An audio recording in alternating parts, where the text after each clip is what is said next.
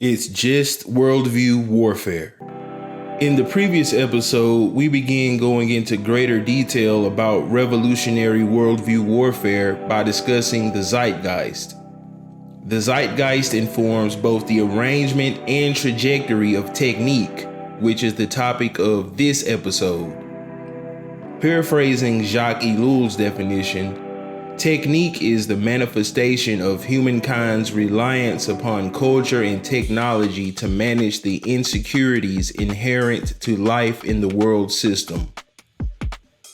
Let's break that definition down, starting with humankind's long-standing reliance on culture. Culture consists of the superhuman and human-inspired non-physical and physical codes of being and becoming that we pass down through tradition. On one hand are the open codes of being and becoming that I refer to as common culture. The core pillars of common culture are philosophy, religion, art, politics, law, economics, and science. On the other hand are the secret codes of being and becoming that I refer to as mystery culture. The core pillars of mystery culture are first philosophy, mystery religion, the sacred arts and sciences, deep politics, sacred law, and shadow economics. The next part of Ellul's definition deals with humankind's growing reliance on technology, which gets into the etymology of the word technique. Technique is a French word derived from the ancient Greek word techne. Techne refers to the skilled arts of crafting physical or non-physical things into useful products, like technologies. From techne was derived the ancient Latin word ingenium. Ingenium refers to human or superhuman inspired creativity, often in the context of warfare. From ingenium was derived the modern English word engineering, which refers to a core product of the sciences.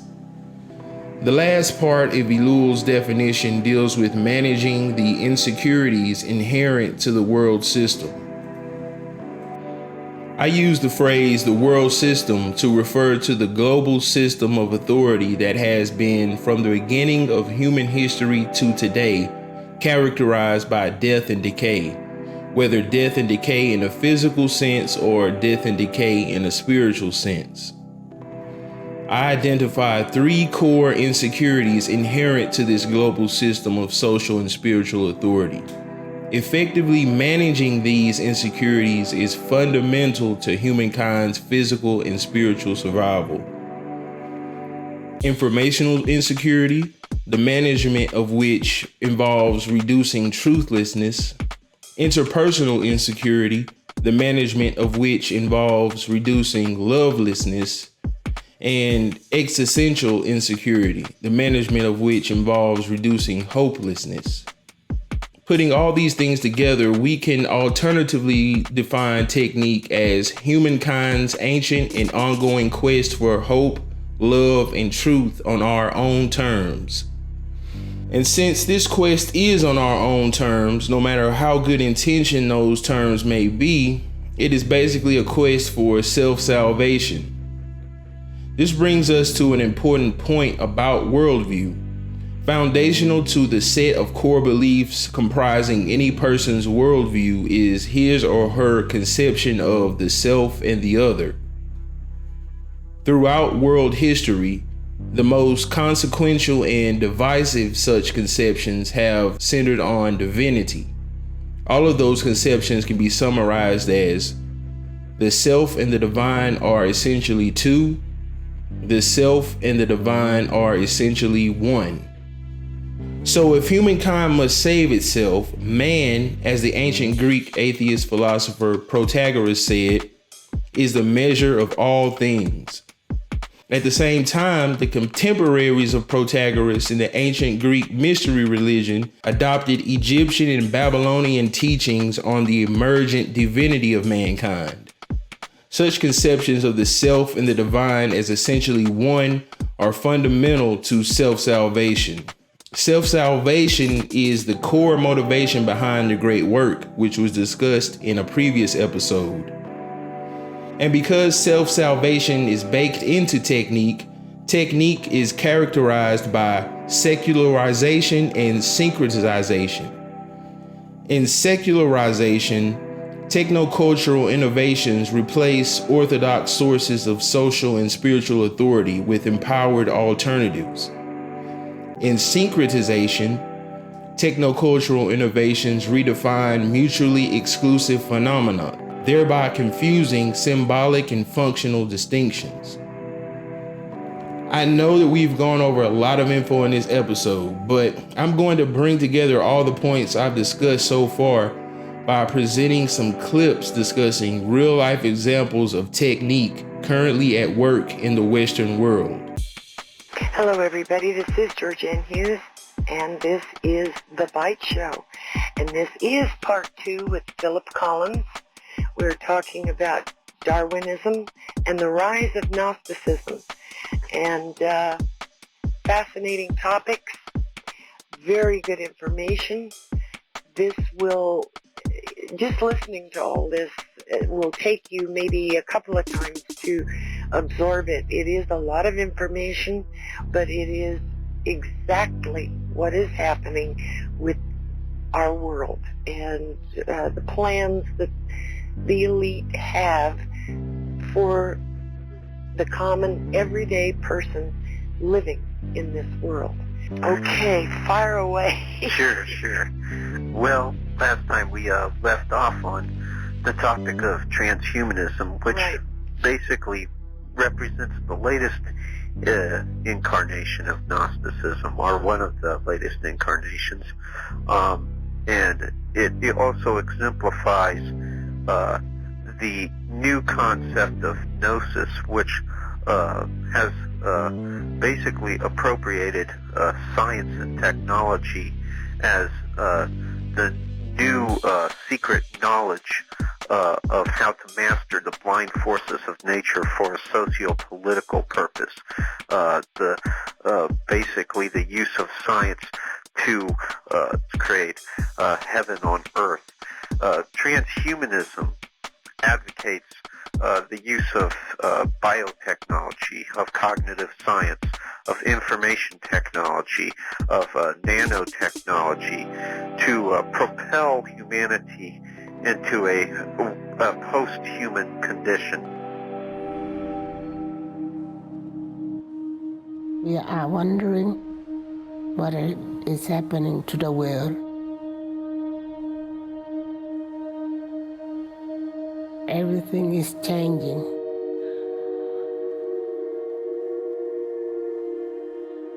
The very idea of human being some sort of natural concept is really going to change.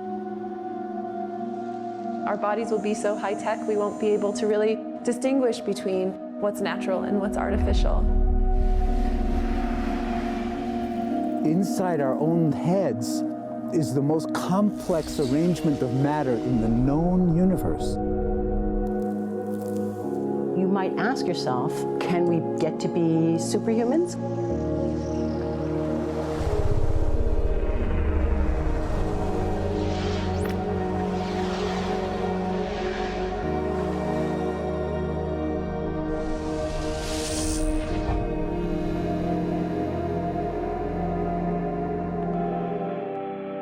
One of the people closely aligned with the transhumanist movement and with nanotechnologists and other futurist sects that are part of this secular religion of progress and this scientific faith in man's ongoing self-directed evolution is William Sims Bainbridge, who is a sociologist.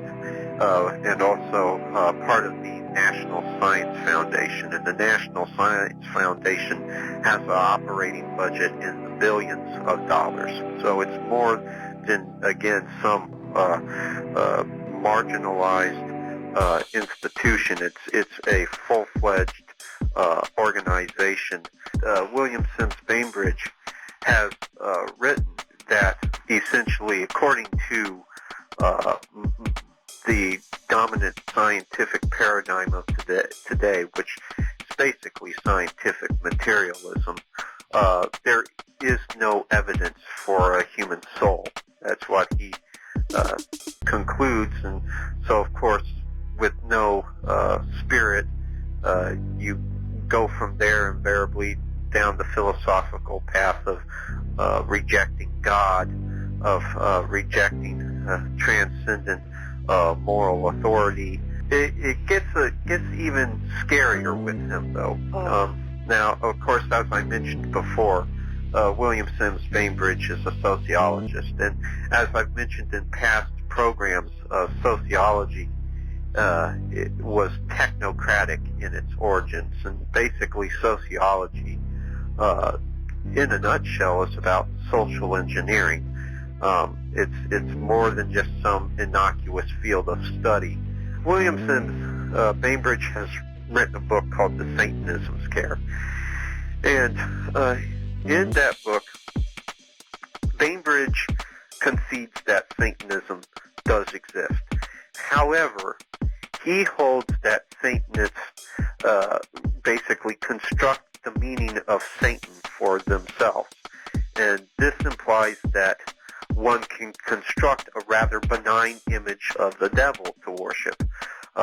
Well, the problem is that one must still construct one's image of the devil according to certain parameters for him to remain, by definition, the devil. And the word devil means adversary. That this means that one's construction of Satan, of the devil, must be antithetical to the established authority. In Christian, Jewish, and Islamic societies, the established authority is the God of the Bible. So the devil must be opposed to God, and it follows that if God teaches faith, hope, and love, then the devil, to remain in an adversarial role, must teach the antithesis, which is unbelief, despair, and hate. If he doesn't, then his very name loses all meaning. So what Bainbridge is attempting to do is exonerate devil worshippers, I believe, because his scientific proclivities hold the same philosophical ends. I mean, think about it.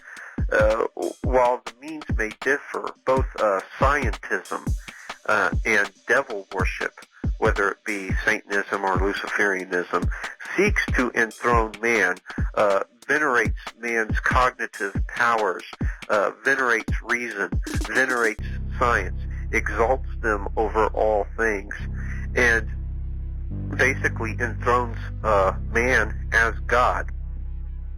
In conclusion, there are 4 key takeaway points from this episode. 1. Technique is humankind's ancient and ongoing quest for physical and spiritual survival on our own terms. Number 2, technique is characterized by human or superhuman inspired technocultural innovations which redefine mutually exclusive phenomena as well as replace orthodox sources of social spiritual authority with alternatives.